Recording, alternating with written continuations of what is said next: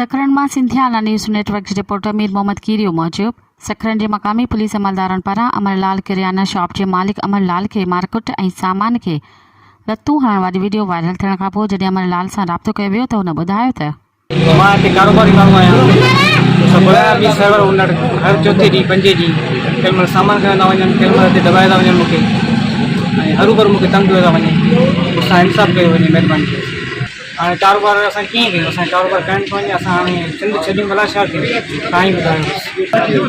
साईं हीउ राति हिते मसइलो थियो आहे, इहो अमरलाल आहे हिते मुंहिंजो जेको आहे भाई वारो वञे थो दुकान में घुराइण बि ऐं सरवर आया हिन जी तकलीफ़ कयूं, वरी विच में मां बि आयसि ऐं जेको आहे मूंखे जेको आहे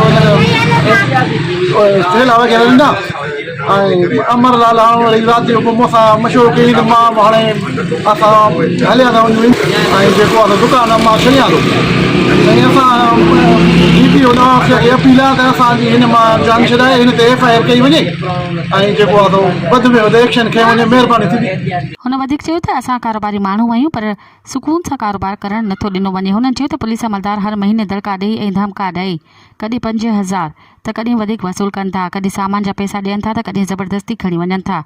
गुज़िरियल राति बि दुकान ते अची मूंखे मारकुट कई ऐं सामान खे लत्तू हणी नुक़सानु पहुचायो। हुन चयो त असीं मिसकिन माण्हू आहियूं, असांखे ख़्वाह खां तंग कयो पियो वञे। अगरि इहा सूरत रही त सिंध छॾे हलिया वेंदासीं। हुन SSP नवाब शाह खे अपील कंदे चयो त असां सां इंसाफ़ कयो वञे।